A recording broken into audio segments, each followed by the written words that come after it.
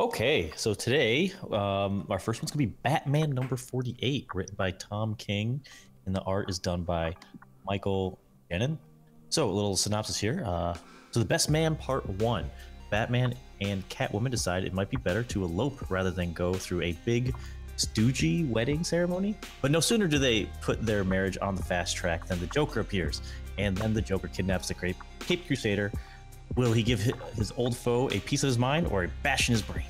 So that is a very weird sentence there to end. And when the Joker kidnaps the Caped Crusader, will he give his old foe a piece? Yeah, I don't like that either, Ben. But yeah, so... But you guys in English, is stodgy a word? It's pronounced stodgy. Yeah, for one stodgy. Oh, stodgy. Okay, it's fine. No, I'm comfortable with that. All right, so I'm just gonna. But I mean, it is the Joker, so it is kind of stodgy in a way. Right. Yeah. And he starts out singing the old Batman theme song, which was kind of cool. That is funny. Yeah, I loved the Joker being so crazy. I just love it. Yeah, he definitely played his part well. Yeah, this was intense. This was an intense issue. Joker was fantastic. Yeah. Like, this is, for me, like ideal Joker issue.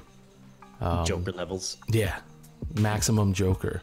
Yeah, that's the best way of describing it. I mean, it's as depraved and violent and nonsensical and just scary and creepy as a Joker story is supposed to be. Yeah. And that he has Batman under control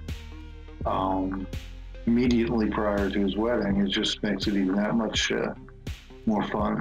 Yeah, and you know, I don't want to say I found it odd, but I found it very interesting that Batman was really just going along with the Joker, and he was really giving the Joker a lot of time to, say his piece and do what he was there to do. And it was almost as though he was sympathetic for the Joker here, Kind of. I almost felt like Batman was sympathetic for the Joker, or he knew this was going to happen once word got out that Batman was marrying Catwoman, and he half expected it and realizes that this was going to happen and he has to go along with what's happening. But even so, I thought that Batman was a little bit more willing to participate than I would have expected. Yeah, a little bit more. But I also did literally Batman said one word that entire time. Yeah.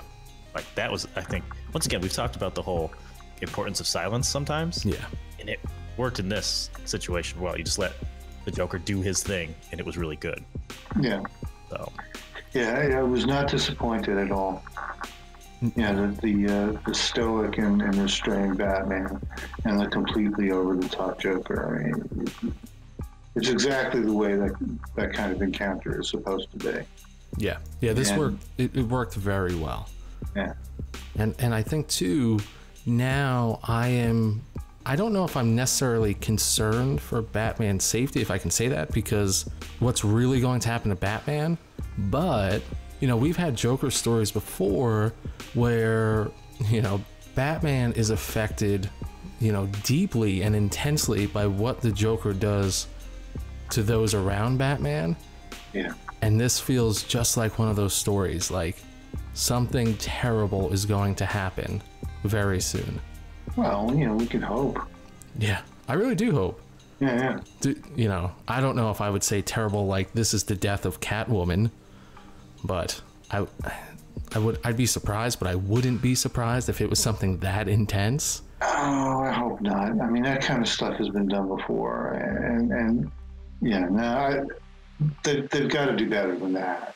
Yeah, I'd rather they come up with something a little different there, but I would also find it hilarious if it's like the Joker kidnapped him to be try to convince him not to get married, or or do something, right? Or do something crazy, or somehow being trying to convince him that am I your best man?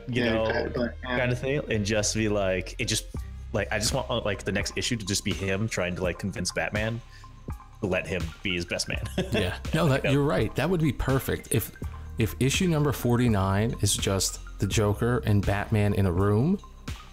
just very similar to what we had happen here. But if it's just the two of them in a room and the Joker is trying to convince Batman of anything, you know, Right. that he's got his mind set to, it would be great. I think it'd be great because like he'd be, you know, do some sort of like, we're basically best friends, and it's like, how, like, we do all these things together, and even though it's like the twisted Joker version, like, it was your birthday and you still came out to stop me, you know, things like that. Yeah. Would just be hilarious to me. And you know what? Yeah. He'd be absolutely correct. Oh yeah, they're basically best friends. Yeah, this is an issue that's come up plenty of times. Like, you know, there is no Joker without Batman. So, And Batman has had a longer relationship with the Joker than he has with Catwoman. absolutely. So interesting all around. I'm looking forward to issue number 49.